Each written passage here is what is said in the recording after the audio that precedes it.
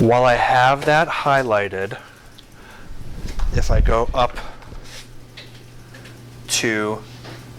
here, display profile plot for the selected bands, what I'm now looking at are the satellite data along this track from the beginning part of the line to the end part of the line, okay? Like all of the menus, you can configure that to look however you want with the properties manager here. If I unclick the compute in between points, it's only doing the beginning and the end. Imagine a scenario where you drew a bunch of different lines together. That would be more powerful. The points would be the beginning and the end of each of them. What is a little bit more interesting is this box size. So if I increase the box size, you'll notice that the cloud of data around the line. So if I went down all the way to 1, there's a single line with no background here. So in this case, all I'm looking at are the pixel values for which that line intersects. What the box is showing is the mean value of, in this case, an 11 by 11 box surrounding those pixels. So this is the standard deviation, and the line itself is the mean. Okay?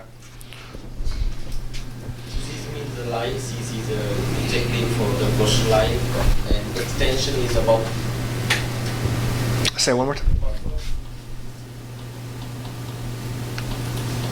All right, I'm sorry, one more time. For the push line, for the profile plotting. The profile plot is for this line that I drew on the map. How about the buffer? This is so for at every pixel here, what it's looking at when I have a box is it does an 11 by 11 pixel box around point 1. So the center pixel here, and then the standard deviation of all of the pixels around it. That's what it's showing. Okay?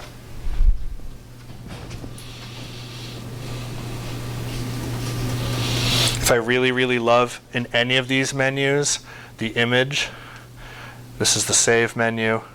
File format as a PNG file, that's here. If you want to print it out to show your friends, you have that option too.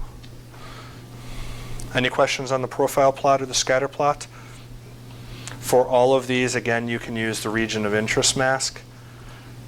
So if you want to recreate that profile for only places in the coastal zone, you can do so. You can see it's only at the beginning. Again, fairly configurable. Okay.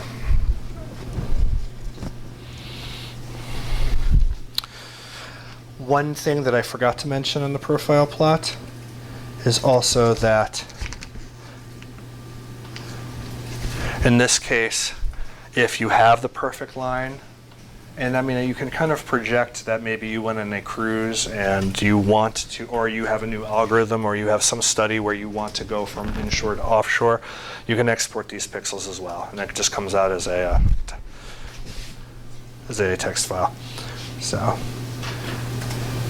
oh, I didn't know you could do wavelengths and solar fluxes, but that's cool. So, but it effectively copies to a clipboard, writes to a file.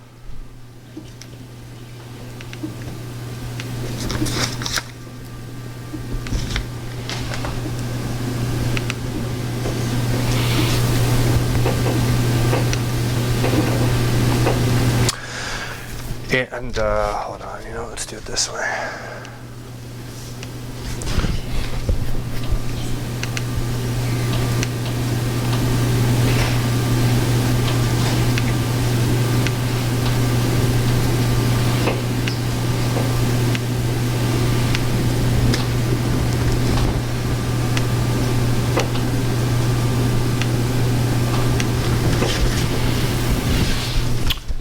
Okay, so what I've exported is all of the data along that transect line that I drew.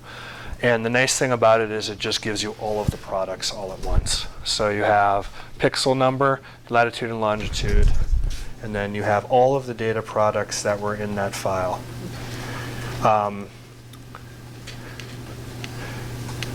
The mass data don't translate well. They're in a bitwise number, so it goes from up to 2 to the 32nd power, so that's not translating well to Excel. But you get the general idea is that if you do this, you can export the information that you want for your own study somewhere else, okay? So remember that because it's even more powerful when you can input your own field data as well. So, all right, so one other thing before we start with the satellite data is let's talk about our own algorithm, our own band math. Right now, what I want to get to before lunch is, let's say the folks who are on the cruise today are so lucky that they get a lot of good data, and we have that Landsat overpass we were talking about. The punchline for this class, for somebody's project, could conceptually be get that Landsat data, use CDAS to open it up, create your own algorithm, and then put the field data in a transect over that and show you what can be done. So that would be a reasonable project. So I want to make sure we end with how you can put your own field data in here to do some image analysis. But I also, what we'll do before we do that is talking about making your own products. So and this is going to be hard to believe, but not everybody likes every product coming out of NASA. Or sometimes they think that it might not work in their part of the world. I know. Shock and awe. In this case, if you want to input your own algorithm, you have that option. The easiest way to do it in CBAS is called band math. Okay? I get to it simply by right-clicking, and it's one of those pull-down menus. Okay? You get here. So by doing band math, what I'm really doing is creating another band. I'm creating another product in the file. So I'm creating another virtual layer in this file. So in this case, let's just do something really, really simple and say, I know that my chlorophyll imagery is biased high by 25%. So all I'm going to do is show you how to reduce it. So we'll call it chlorophyll multiplied by 0.75. I'm going to edit my expression in this button here, okay? So I can find whatever product I want in the menu here. Oops. All right. This uses Java's language. If you're unfamiliar with the different ways to call pi or different constant expressions, then you can use the pull-down menu here. Here are the operators. So in the case that I wanted this OR expression, that would pop up, and it would basically show me how to. It's a tooltip to get you to understand how the expression is done in this language.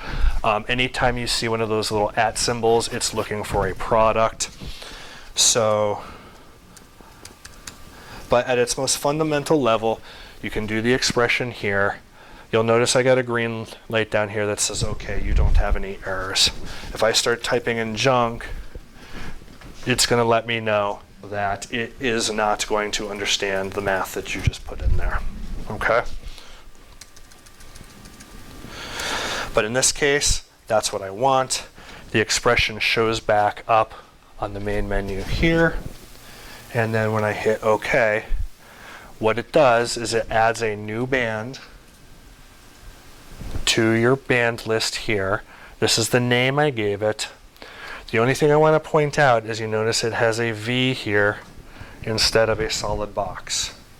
What that is a reminder that it's a virtual band that's in your computer's memory right now. It did not write anything to your file. If you want to save this, then you go through those exporting steps that I discussed before. Okay? But in this case now, this is exactly this chlorophyll value multiplied by 75%.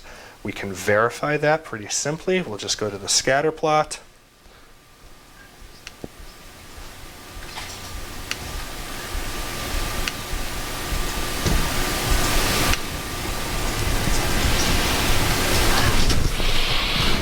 Yeah, it's linear here, but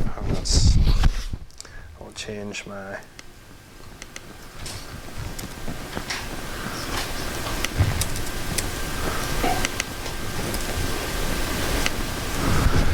All right, pretty pretty clear now that I've put in a 75% bias, okay? So the sky is the limit for the level of complexity you put into the algorithm. But the nice thing about this is that it won't solve all your problems to do it this way if you have 3,000 images and you want to put a new algorithm into that. But for a case-by-case basis, it's a very, very clean way to modify any existing algorithm into doing something else if you think you can do a better job with it. Okay, any questions?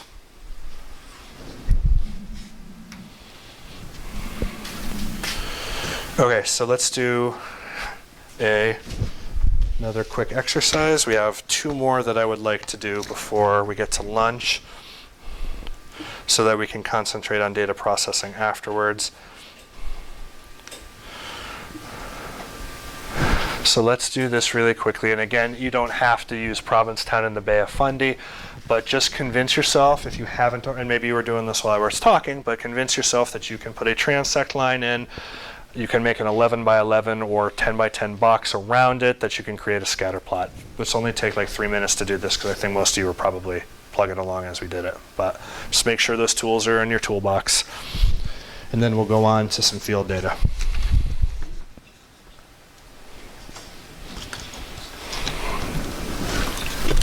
Get some water.